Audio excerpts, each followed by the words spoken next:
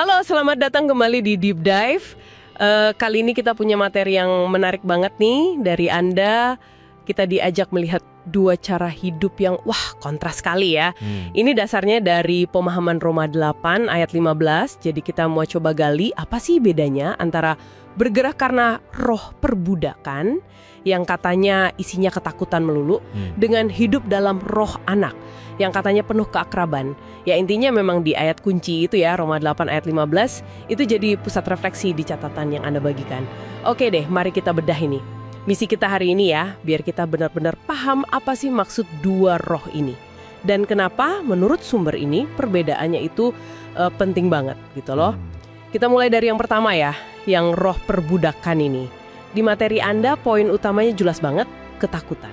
Tapi bukan sembarang takut kayaknya. Catatan Anda itu merinci, ini tuh rasa takut kalau dihukum pas salah, takut kalau Tuhan marah, bahkan cemas gitu kalau nggak dapat berkat. Iya.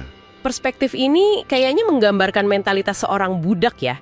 Fokus utamanya ya melakukan apa aja supaya tuannya seneng. Betul. Supaya dia nggak kena masalah.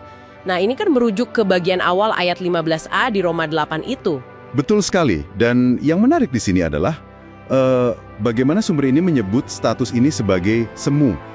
Status semu gitu. Oh semu ya? Kenapa semu? Ya, karena relasinya itu dibangun bukan atas dasar kasih sayang atau hubungan keluarga yang tulus gitu kan. Tapi lebih karena usaha, terus-menerus untuk mendapatkan penerimaan.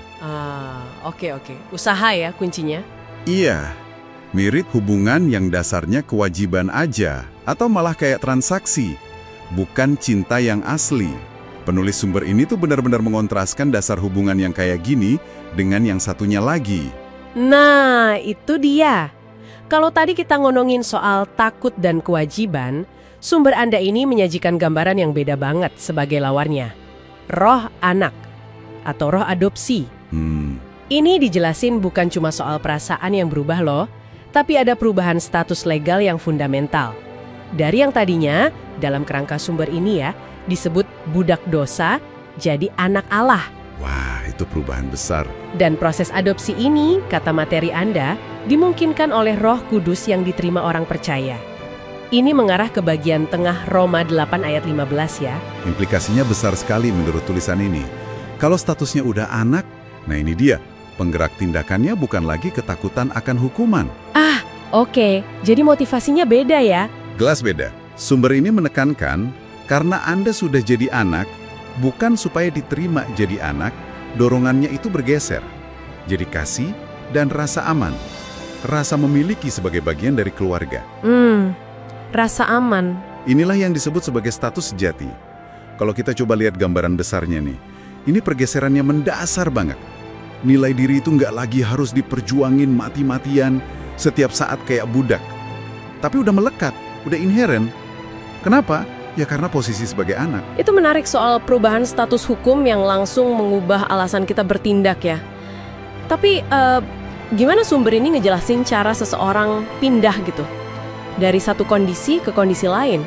Apakah digambarkan gampang aja kayak balik lapak tangan? Atau ada prosesnya gitu? Sumber ini nggak merinci prosesnya secara mekanis ya, kayak langkah 1, 2, 3 gitu, nggak.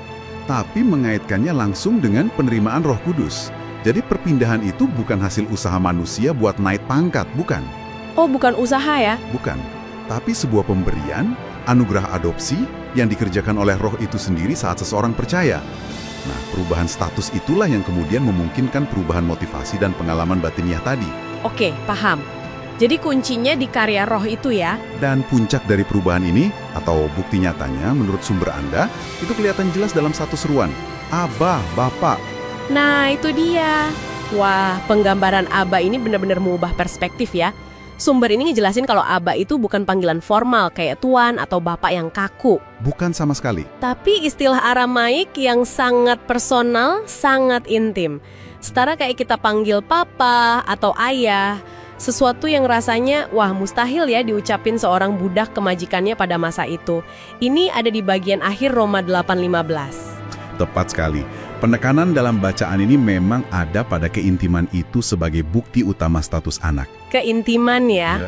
Jadi, intinya bukan sekedar status baru di atas kertas, tapi sebuah revolusi kedekatan. Kemampuan untuk berseru Aba itu dipandang sebagai hak istimewa dan keberanian yang lahir dari karya Roh Kudus. Keberanian ya? Iya, ini menandakan relasi yang sama sekali beda.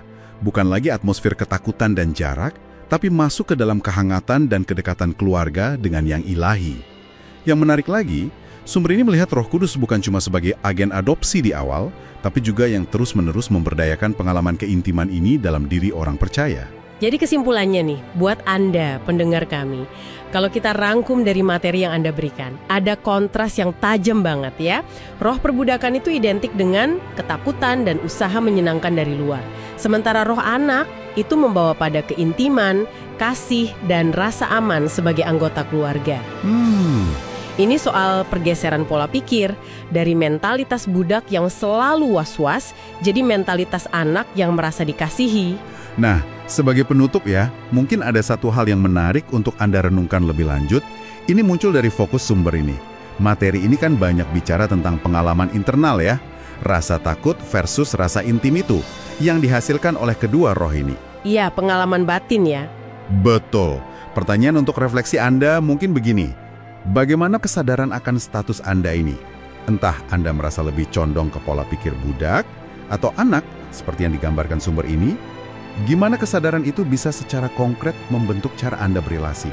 Berelasi ya? Iya, bukan cuma relasi vertikal dengan Tuhan loh ya, tapi juga secara horizontal dengan sesama manusia. Dan gimana Anda menyikapi berbagai situasi, tantangan hidup sehari-hari? Apakah kesadaran ini mengubah cara Anda melihat diri sendiri, orang lain, dan dunia di sekitar Anda?